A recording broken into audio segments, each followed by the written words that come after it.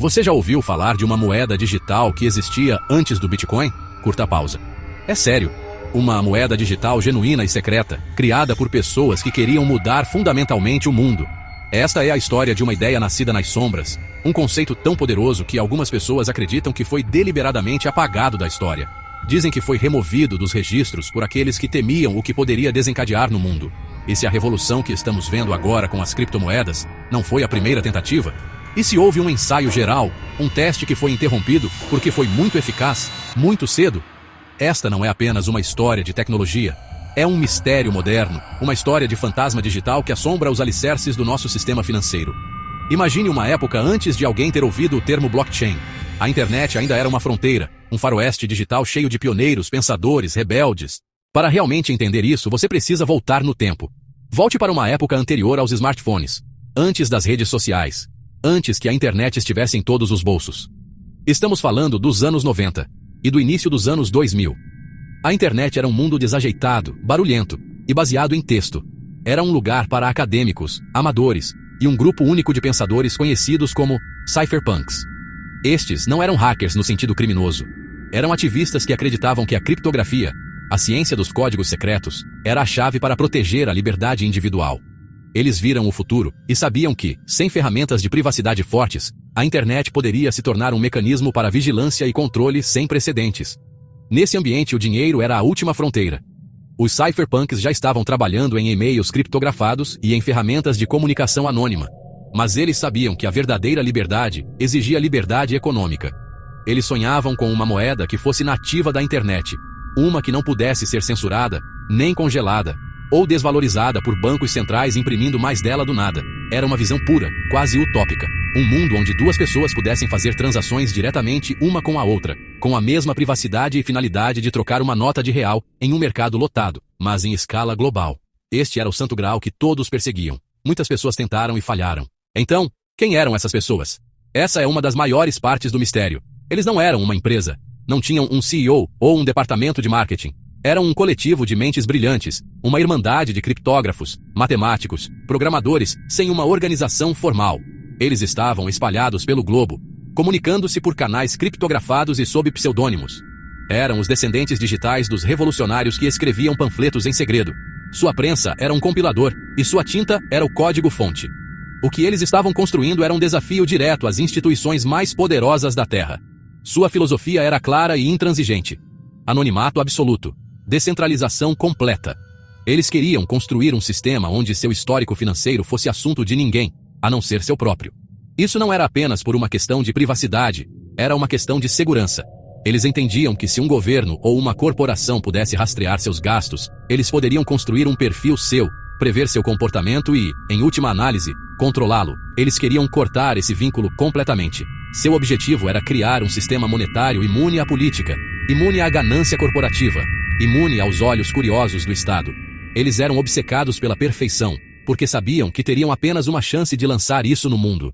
Eles estavam construindo uma fortaleza de código, e cada tijolo tinha que ser impecável.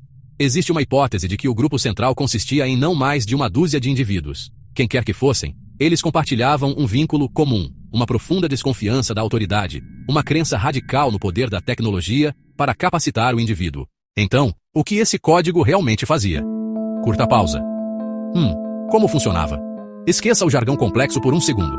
No fundo, o sistema foi construído sobre duas ideias incrivelmente poderosas. A primeira, criptografia criando caixas fortes digitais. Você não enviava só as moedas, colocava-as numa nova caixa forte que só o destinatário podia abrir. A rede verificava a caixa e as moedas, mas nunca podia ver quem a enviou, quem a recebeu, ou quanto havia dentro. Era como enviar um envelope lacrado por tubos pneumáticos transparentes. Todos veem o envelope se mover, mas não o conteúdo nem o destino. A segunda ideia, resolver o gasto duplo. Em vez de um livro razão central, um modelo distribuído. Cada participante guardava um pedaço do histórico, embaralhado e anônimo. Para fazer uma transação, você transmite a intenção para a rede, e um grupo de computadores valida junto. Eles confirmam que as moedas pertencem a você e que não foram gastas em outro lugar. A validação era uma competição, incentivo para agir honestamente. Um ecossistema autorregulável, sem cérebro central.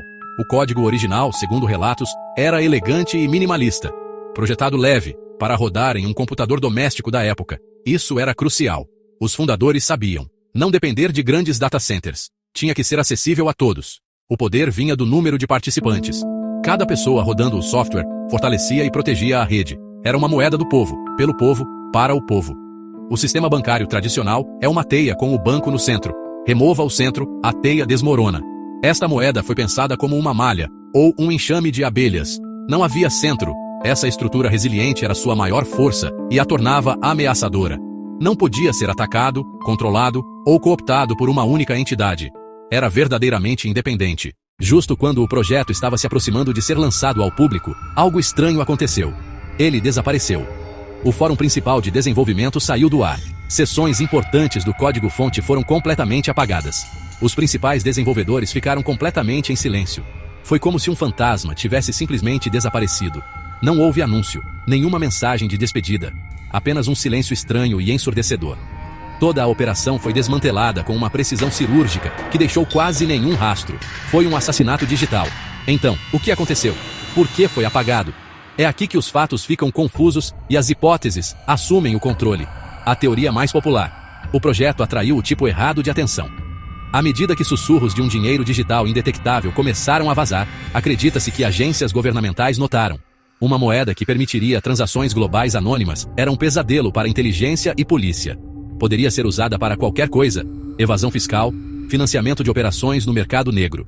A pressão para encerrá-la teria sido imensa. Alguns insiders dizem que desenvolvedores foram discretamente visitados ou receberam ordens de segurança nacional. Ordens de silêncio. Outra teoria aponta para as potências financeiras. Pense nisso.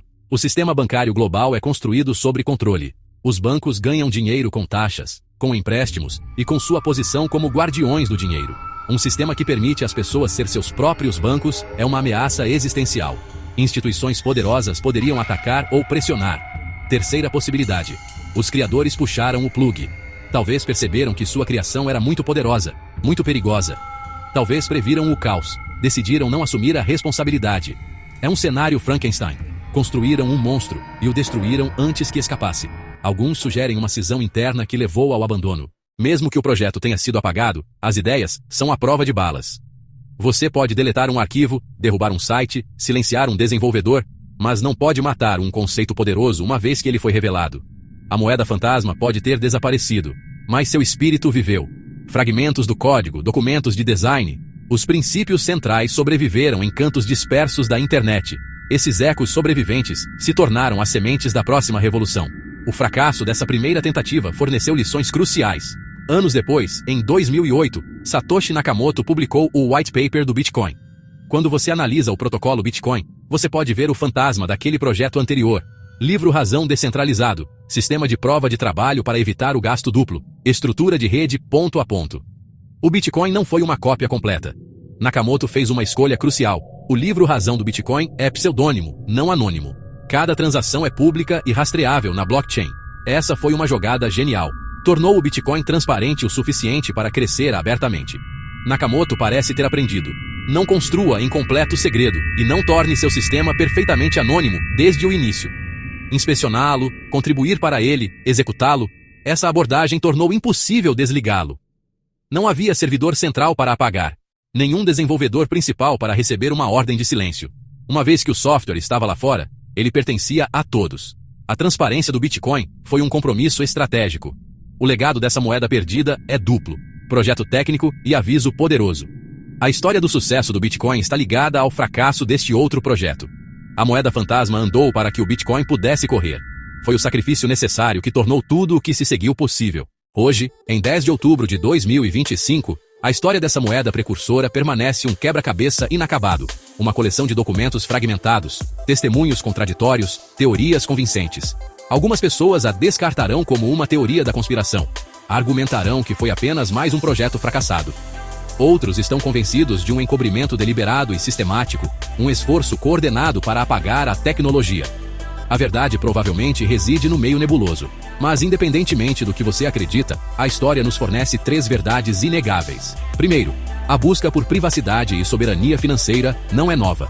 Segundo, tecnologia inovadora é incremental, nasce dos sucessos e dos fracassos. Terceiro, quando uma ideia ameaça o status quo, os sistemas revidam. Esta é uma lição atemporal. Então, qual é a lição para nós hoje? As ideias são resilientes. O conhecimento é poder. Você não pode deter um conceito cujo tempo chegou. Mesmo que apagassem o projeto original, o conhecimento se espalhou como esporos ao vento e enraizou-se em outro lugar. Para interessados em tecnologia, liberdade e futuro, seja curioso, mergulhe nos arquivos, leia as antigas listas de e-mail dos cypherpunks, aprenda a história. Quanto mais pessoas entenderem os princípios, mais difícil será suprimi-los. Seu conhecimento é um escudo contra a ignorância e controle.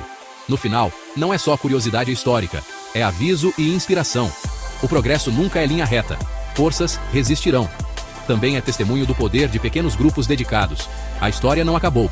Novas tecnologias e moedas estão sendo construídas agora. Cada uma carrega o DNA das que vieram antes. Como equilibramos privacidade, liberdade e segurança é crucial. E você, informado e engajado, faz parte da história.